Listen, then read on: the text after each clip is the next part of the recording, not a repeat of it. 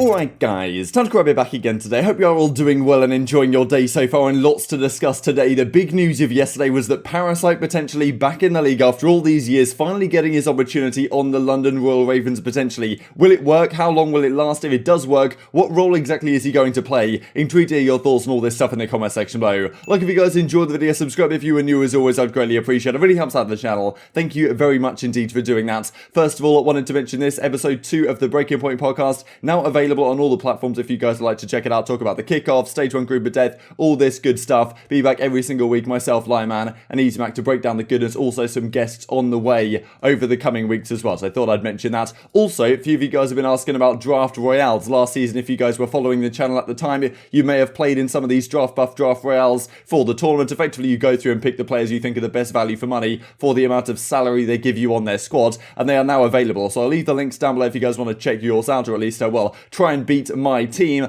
I've got Skies, Scump, Dashy, ILLey, and Formal. Pretty OpTic heavy, but I think given after the World War II, after the Modern Warfare season, they've kind of, well, I think the OpTic players are relatively good value for money here. So I was kind of skeptical about putting so many on one team, because if they have a bad series, then my entire fantasy team just kind of gets destroyed. But I thought, I don't know, maybe it's a little bit too risky, but we'll see how it goes anyway. And yeah, this is the team I went for with Dallas Empire as my team overall, because I think they have a more likely chance of dominating their group than any of the other teams. There's plenty of points to play around with here. Also, well, there's a Breaking Point one as well, so I'll leave the links to both of them down below. And Lyman's actually going to be giving away some physical Draft Buff League like pro cards that he's going to make in this template if you win. So I think he explains down here that there actually are going to be physical cards very exclusive to the winners of this league. So probably a good idea to join both, and even if you just want to put the same team in, just because, well, there's some opportunities on the line to win some decent prizes and of course have a good bit of fun along the way as well. It's also possible, to my understanding, to change your team throughout the season, so it's just the same draft royale the entire season long, I believe, but every single week, like after each home series, you can swap out players on your team and stuff like that. So a little bit different to last year, hopefully a little bit easier to keep up with as well. So let's crack on with things then. Firstly, this from Wester, the top amateur team in the North American region. They say it's official, contract signed, could just be bait from the social media guys, but I believe they've been having some discussions with some investor groups, so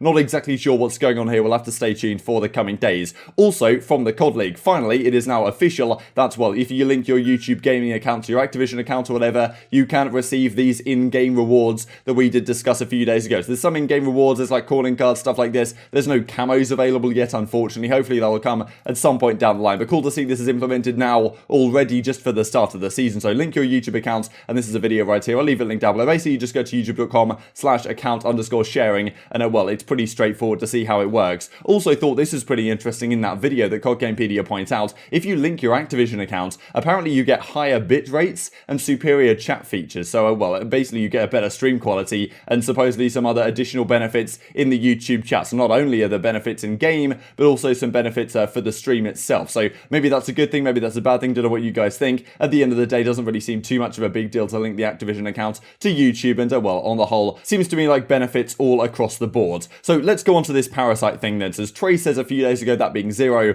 absolutely praying for some good news. My career has been a mental spiral. Just please be good to me for once. But unfortunately, it does seem like right now, with the situation in the world, it's very difficult for these guys in Europe to get out to the States, especially with some of the restrictions coming into place and this type of stuff. I mean, London clearly were trying to get Paul X, to our understanding, for that kickoff classic on just a 2-week contract. They wanted to bring him in instead of Zero and just play with Shawnee, Alex, and Dylan, plus a North American guy. It seems like if Zero can't get out there, also Afro they brought on as a substitute, he's not going to be able to get out to the States anytime soon, it seems like right now. So clearly they're looking for some sort of replacement. Are they looking for a short-term replacement? Are they looking for a long-term replacement? It's not exactly sure, but it seems like Parasite is going to be that guy, as is discussed right here. Parasite says, good morning, today is a good day. And then as Crone says yesterday, Parasite could be back in the league sooner than you think as a Royal Raven. So this is a very interesting move, all things considered. So let's go through the details right here. As Crone said, the London Royal Ravens are targeting 2013 Call of Duty World Champion as a potential replacement for Zero, given he's stuck in the UK right now. They need someone to fill in for Zero until he can make his his way back onto American soil. This wouldn't be the first time that London has had his eyes on the veteran. Prior to the inaugural Call of Duty League season last year, they almost signed Parasite, but went with Rated instead, who was then benched a few months into the season, now a Warzone player for 100 Thieves. Whether London offered Parasite a short-term or a long-term contract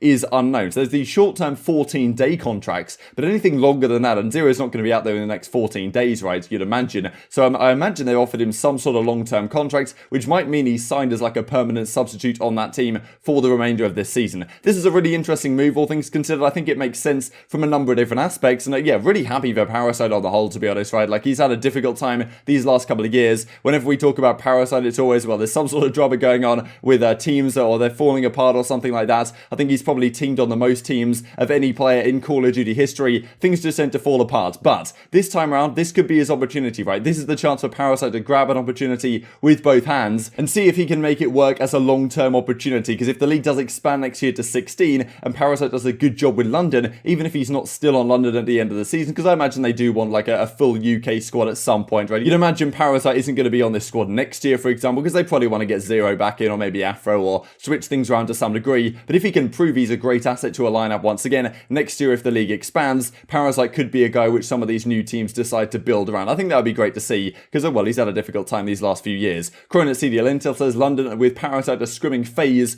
right now, so Shawnee dominate, one of the coaches over at the London Royal Ravens, Parasite, Arcitys, Cellium, easymac, etc, etc. And well, that is pretty cool to see. One of the questions in this scrim really was who exactly is running which roles, right? Because Dylan and Alex are, of course, you're going to be your primary SMGs. Then you've got Shawnee, who in previous years has kind of run a bit of a flex, but in my opinion, Shawnee is not best placed on a flex. He's best placed with an assault rifle in hand, like he had right at the end of the Modern Warfare season. Also in Infinite Warfare, he was very, very good indeed with the NV4. So Parasite teams will be running the flex on this team. You can see in this clip right here, I've showed a few times now, Parasite using the AK-74U, and he has used it to great effect so far this season. He's used a number of different weapons. I think he's pretty good all around with multiple weapons that I have seen him use. So it seems like Parasite, a pretty decent flex player, pretty decent like in-game leader type figure, right? Because the thing with this London team, Shawnee kind of makes some decent call-outs, so does Zero, but you don't really have someone who can really command the troops in that sense, like a lot of other teams. Parasite is kind of that guy, has been that guy for a number of teams over a number of different years, and maybe this opportunity, right, we've seen he has had some difficult times getting dropped from teams a number of times in the amateur side this season already, but yeah, certainly maybe with an opportunity now on the Pro League team, he's hopefully going to make the most of the opportunity and not allow any, well, chemistry issues to raise themselves. But supposedly this scrim didn't go too well. Jetski tweets out, guess how many hard points they won. He deleted this tweet within like a minute, so I imagine it wasn't the prettiest scrim set at all. And well, as Simp says in reply, should have seen the scrim, I don't know what I just played. So supposedly London weren't exactly dominating this scrim, but at the end of the day, maybe they are just trialing Parasite on a 2-week basis, and then if it works out okay, then we sign him to a long-term deal. If not, then we maybe try someone else from the North American scene to see if that works. But all things considered, Parasite seems to make sense. Clearly that he was a target last season. The London guys pretty much, well, clearly want to play with him, otherwise they wouldn't be going down this route. And in terms of role dynamics and in leadership type figures, it somewhat makes sense for Parasite to be on this team, and he certainly still has the gun skill, I believe, to compete at a decently high level. But so yeah, is this a move for London? What will this team do going forwards? Really interesting to me to see, right? Because with no Zero on the team, that is a big miss for London, right? If they can't get him throughout the entirety of the season. He was having a tough time, especially in the respawns this past weekend at the Kickoff Classic. I think he had like a 0.5 in respawns, but what can you blame him, right? He's playing on the 200 ping from Europe or whatever, right? So it's a difficult time, and if you can't get out there, what realistically are you going to do if you're London? Parasite seems like a decent opportunity, but Zero, probably the greatest European Call of Duty player to ever play the game in terms of accomplishments,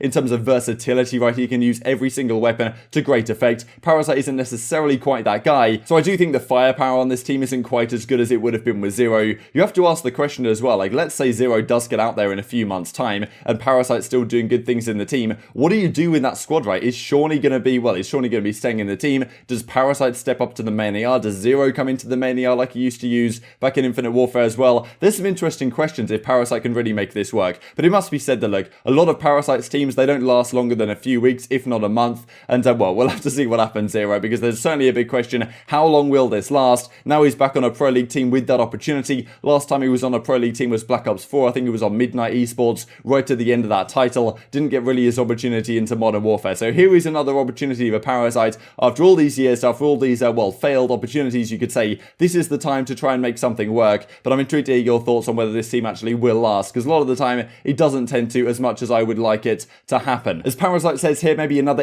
indication that this might be a more long-term move, leaving California tomorrow. All the London guys are based in North Carolina, with the exception of Zero and Afro, of course. So yeah, well, seems like maybe Parasite, as he said, actually it's Friday instead, but he may be moving out potentially from Cali to North Carolina to join the rest of the guys. That may indicate it's, well, something of a long-term maneuver. Just to finish off the video talking about the substitute situation again, Hydra was a big question mark, right? Exactly what's going on with the New York subliners. Right now, with Zuma stepping out, seems to me that if they want to compete this season, they probably need Hydra to, well, step up their level quite significantly. Seems like one of the brightest challenger talents from the Call of Duty Modern Warfare season. They've picked him up clearly for good reason here. French phenom by all accounts. But right now, in a similar situation to Zero, he is stuck, not having an easy time. A few days ago, we saw that his account, well, for some reason had disappeared. And well, as he tweets out yesterday, Hydra is back on Twitter. Thank you to the subliners for the big help. Big day tomorrow. What does big day tomorrow exactly mean? To my understanding, he's not going to be flying out to the States tomorrow or anything like that, but maybe that means the visa situation is coming along. Maybe that means there's some sort of workaround to the travel restrictions in place right now, because